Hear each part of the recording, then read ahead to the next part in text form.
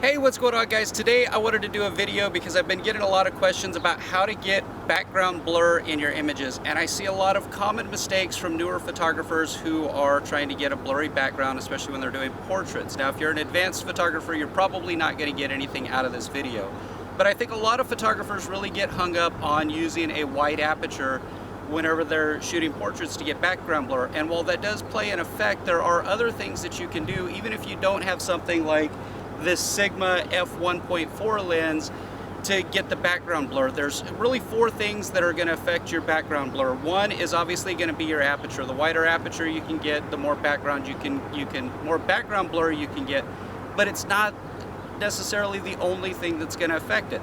There's three other things that are going to affect it. One is going to be your focal length. The longer the focal length, the more you'll be able to blur the background.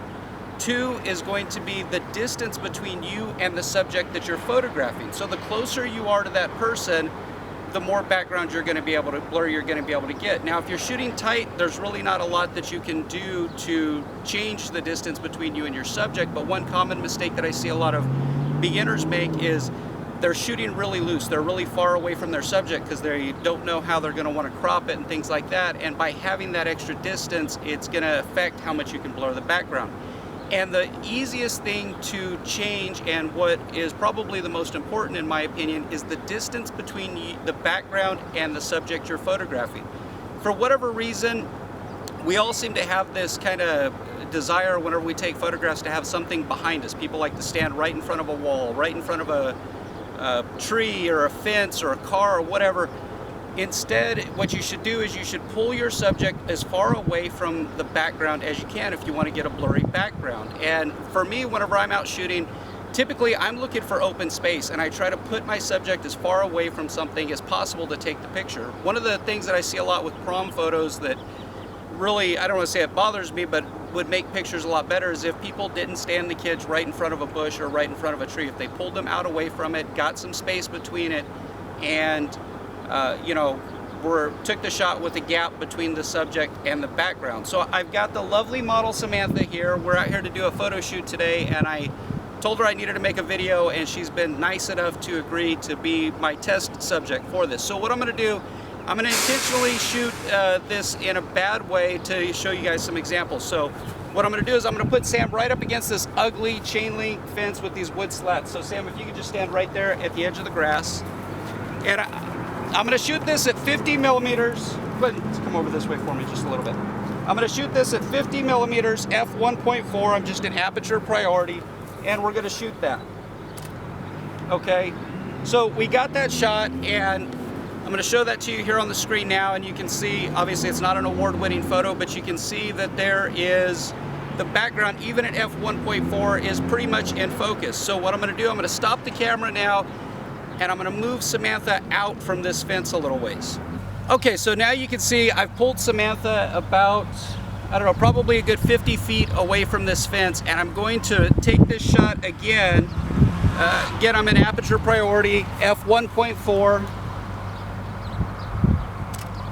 And now we've got a lot more background blur.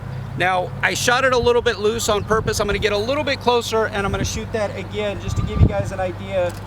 And there is a very slight difference in the amount of background blur between those two images. Not a lot, because I didn't really move that much. So now what I'm going to do, this is a 50 millimeter lens. I'm going to go ahead and shoot this at f2.8 to show you guys the difference between 1.4 and 2.8, because a lot of people think you've got to have a really, really wide aperture to get background blur, and a lot of people have a 2.8 lens. So I'm just going to show you guys this. And you can see there's still a lot of background blur even at f2.8. Now what I'm going to do is I'm going to actually shoot this really loose. So Sam, can you go ahead and take about 5 steps back for me?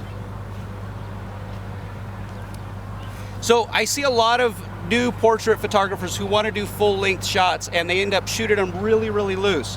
And what's going to happen is more of that background is going to be in focus. I'm going to go ahead and leave this at f2.8. And you can see that the whole fence is still in focus at 2.8. And the reason is, even though I didn't move, my focus point moved with her being closer to the fence. So the distance between you and your subject is going to affect your background blur, and your subject to the background is going to affect your background blur. So I'm gonna do one last thing. I'm gonna go ahead and switch to a 70 to 200, and I'm gonna shoot this at 200 millimeters, and I'm gonna show you guys that. So I'll be right back. Okay, I've got the Sigma 70 to 200 on my camera now, and Sam hasn't moved at all. So I'm gonna go ahead and shoot this at f2.8, and I'm gonna shoot it at 200 millimeters, and I'm gonna show you guys what that looks like. I gotta back up a little bit because obviously I'm zooming.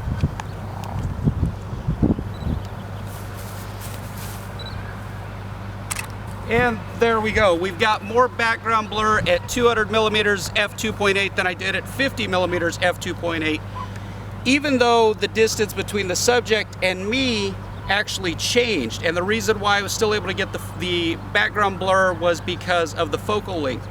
One thing that you can do is you can download a depth of field calculator. There's free apps all over the place. There's websites you can go to, and you can enter different parameters for your distance to subject, your focal length, and your aperture setting, and it'll tell you what your depth of field is going to be. Now, it's not going to tell you how far you need to pull the subject away from the background to get it blurry, but it'll give you some idea as to how much your aperture and your different settings are going to make whenever you're taking pictures. I recently took a person out to shoot some sports with me because I'm a super nice guy. When people want to learn about photography and they ask me to go out, I try to accommodate them. And while we were out shooting, he was really frustrated because he couldn't get an out of focus background. His background was too sharp, he felt, and it was. And I kept telling him that he needed to get closer to the subject and shoot at a different angle. For example, I was shooting at an angle to where I was shooting out into the outfield, and he was shooting from the first baseline to where he had the backstop and the seating area directly behind the players he was trying to photograph. Well, the gap between the players he was photographing and the fence was about 10 feet, and he was about 90 feet away from the batter that he was trying to photograph. So the whole thing was sharp because of his depth of field, because his distance was too far from his distance to the subject, and the distance from the subject to the fence was too close. Whereas where I was shooting from, I was about 15 feet away from the players, and I was shooting out into the outfield, which was about 200 feet away. And so I was able to get a nice blurry background. And I was shooting at f4, he was shooting at f2.8, and he was so hung up on the fact that he had to be at f2.8 to get a blurry background. And the difference between f2.8 and f4 is really not going to be that big of a difference. Actually, I'm going to show you guys an example of that real quick. So I'm going to go right back to where I was. I'm going to shoot this at 200 millimeters, f2.8, or I'm sorry, f4.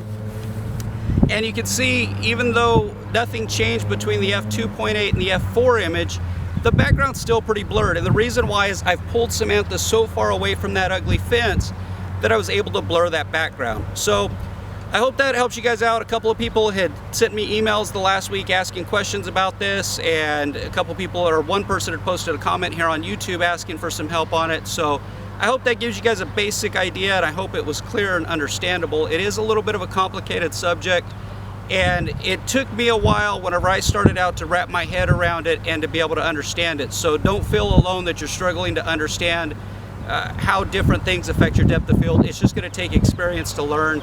And I apologize for the sound quality in this video. Unfortunately, the wind decided to kick up as soon as we came out here. So thanks for watching, guys. Have a great day.